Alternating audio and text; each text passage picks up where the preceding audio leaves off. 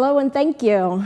I'm here to talk a little bit about Virginia Beach and our financial data and how we got there, and wouldn't everybody rather be there? That's the Sandbridge area of Virginia Beach. I don't live there. I'd love to live there. Virginia Beach, for those of you who don't know, is the largest city in the state of Virginia, about 450,000 people. Our operating budget is just over $2 billion, and we have a $2 billion 6-year capital improvement program. So we do handle a lot of financial data. Why me?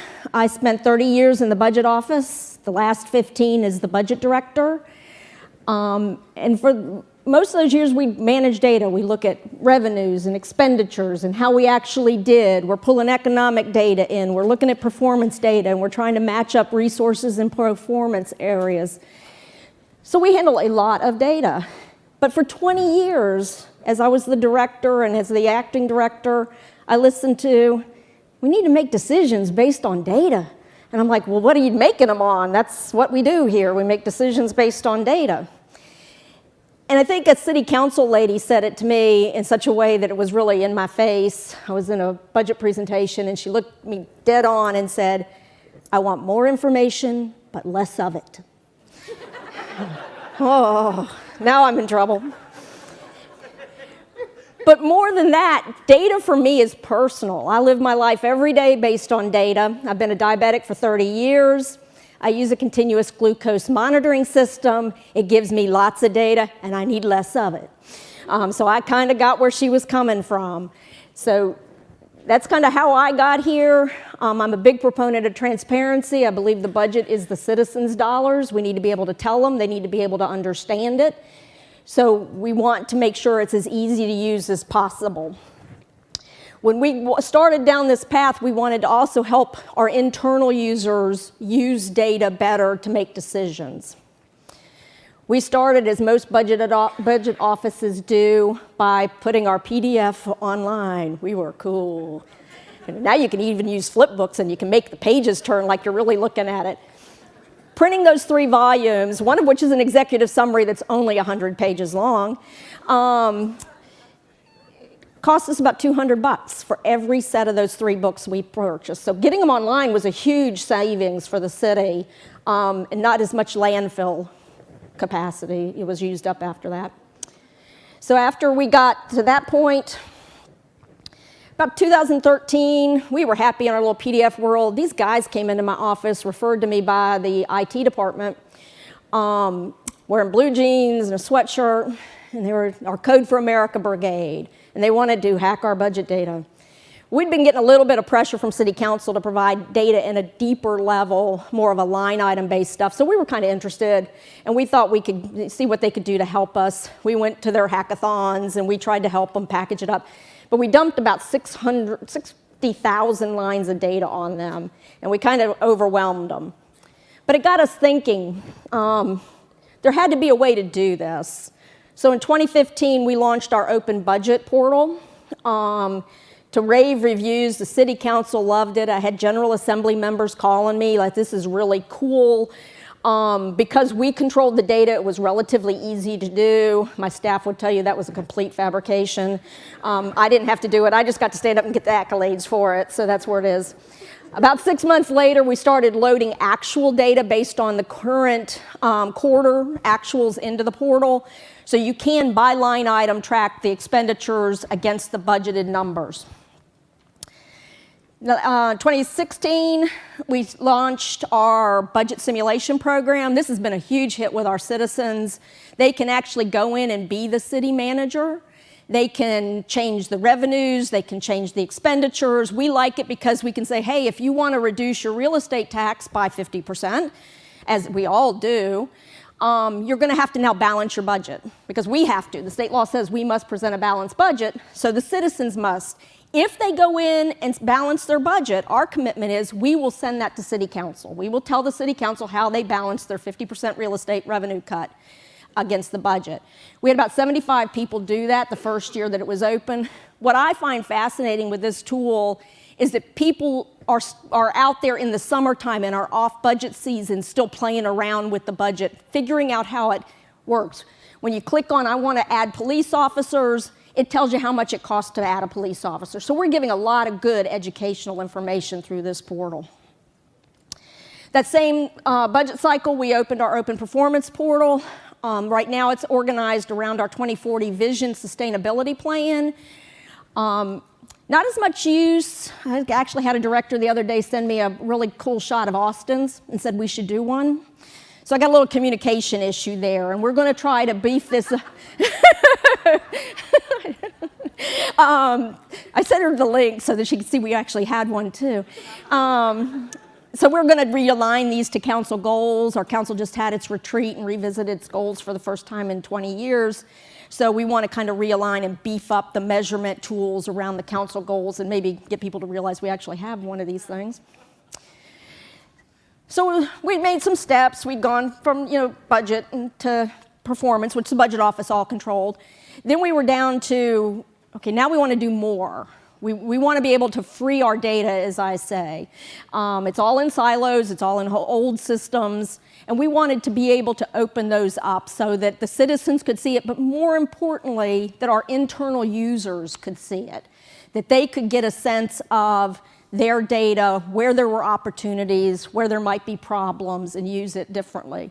One of the things when I started talking about open data, I had several data owners come up to me and say, we don't even use our data. Why would you want to open it? And I'm like, why do you collect it? Well, because we have this system and we have to put it in there, but we don't care. It's all wrong. I'm like, I'm in deep doo-doo. So kind of how we got here, we did the budget document online through PDF. Code for America showed up and gave us kind of a vision of what it could be. We did our open budget. We did our budget simulation, which is to rave reviews. By the way, that tool is the only time the reporters, TV reporters, come to the budget office to see what the budget's going to be, because they can kind of see it, and it's interactive, and it looks good on television. And we did our open performance under-recognized portal, but we're going to work on that. And then we're now in our open data initiative. The goals of the open data: transparency is the easy lift. You just do it. It's transparent. What we really wanted was to help our data owners find value in all that data they're collecting for no purpose, but also look for opportunities to save money, improve our service delivery to our citizens. So that's really what we're trying to do with our open data portal. Our process, we have a data governance board. When I talked to the city manager about setting up the board, I deliberately picked people I knew hated open data and people I knew would be my champions. I wanted to keep my enemies close. I wanted to know what they were going to say, because they do have some valuable insights into some of the problems that you'll face as you get into this. But I needed those people who were willing to kind of push their data out there. The first data sets that we put on our portal, only back in October, really the data board challenged itself to open its own data first. One of my most critical anti-data people found out she really liked opening other people's data. We're still working on her. We work with our departments. As was mentioned, we are a total voluntary program. There's no state mandate. There's no city council ordinance that says you must open your public data. So we do a lot of selling, going around talking departments into it, explaining why it'll be a benefit to them. What fascinates me in that conversation, we're having one with our planning department now, and I asked the director, I said, if you could have 2 questions answered by open data, what would they be? And I'm thinking he's going to give me something really deep. He said, how long does it take us to do a building permit? He said, I can't tell. Today, I do not know how long it takes us to do a building permit. How long does it take us to do a site plan review? Because of the way systems are designed, they're not designed to answer the simple questions, but letting the data out, using the tools that are out there available now, will really make those easy answers, and some of the times the most important answers, available to our users internally. We have a working group that's a subset of the board who does the heavy lift. They're the actual ones going around selling it. They work with the data owner to do the metadata definition of all of the attributes for the set.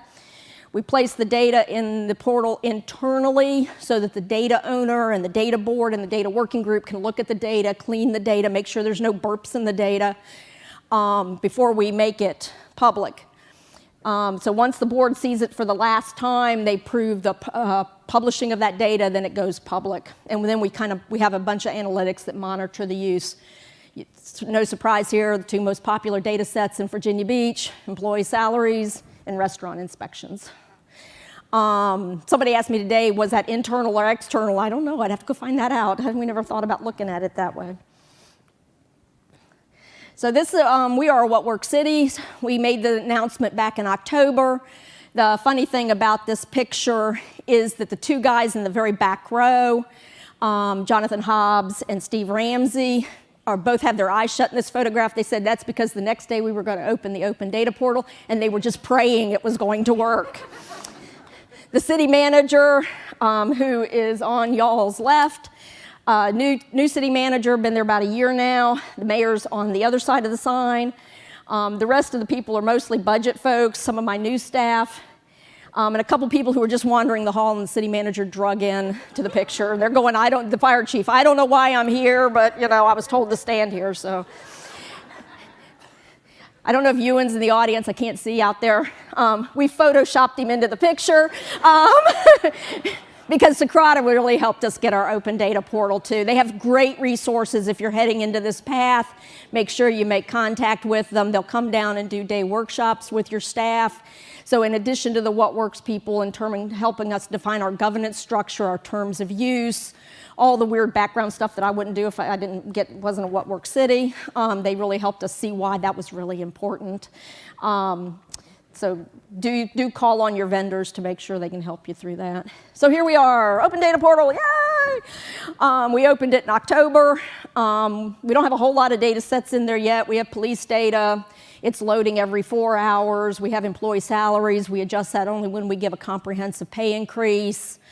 We have the restaurant inspections that's loading monthly, and some other things that are in there. We're working on building permits, site plan review times, some other police crash data. We're trying to get our minority vendor lists out there. So we've got a whole long list. The cool thing we do with our portal is we do let citizens suggest data sets. We realized we were doing it when they were calling and saying, why haven't you responded to us? So we had a little process burp. We're catching it up. We're sending everybody, sorry, emails, we found you. But we are working through those kind of things as you go forward. So where did the budget data lead me? To STIR, 30-year employee, suddenly finds herself heading a new department with 3 volunteers who are still trying to go, what did we volunteer for? We are in charge of strategy, so I'm working with the city council now that they've done their goals, trying to align the entire department's organization to it. Transparency, innovation, and resiliency. For those of you who don't know, Virginia Beach and the Hampton Roads area got whacked pretty good with Hurricane Matthew, flooding. So all of a sudden, resiliency, which was kind of the tag on to the department, became a huge lift for us, so we're working through that. So what can you do? Be bold, take that chance. I stood up for the city council on the day we launched the portal and said, I guarantee you that we will have a oh poo moment in this data. There will be something in there that you all and I will regret getting in there. We're doing our best to clean it, but you gotta be brave. And when we have that moment, we'll admit it and we'll fix it and we won't do it again. So I've been very open with council, so you gotta be brave. You gotta challenge yourself.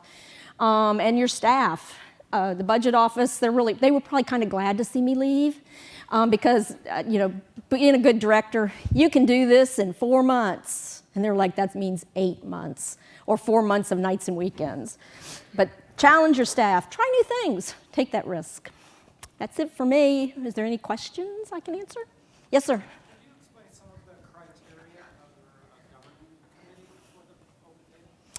How we pick them or what they do? What they look for is volunteers. Realistically, we try to we make a list. We go out and we talk to departments. We try to get their ideas. We have some ideas coming out of the budget office of where interesting data might be hiding. The board's criteria is the data owner willing? They're going to be volunteering, they're going to be supportive of the process.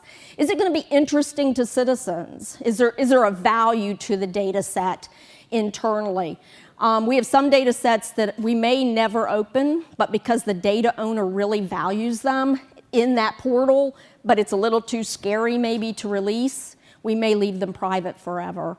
But so there's not a real set line of criteria, but we are looking for the high value. The data board stepped up and they all said, we will all at least do one data set. So we ended up with new businesses from our Commissioner of Revenue's office. For those of you who aren't from Virginia, there's 5 elected officials outside of the council, the Commissioner of Revenue, the Treasurer, the city Commonwealth Attorney, the Sheriff, and the Clerk of the Court. So they are elected officials. So to get one of them to participate was a huge lift for us. So the board has been really upfront in trying to get data sets out there, and they've been really good about identifying the things we wouldn't have normally thought of.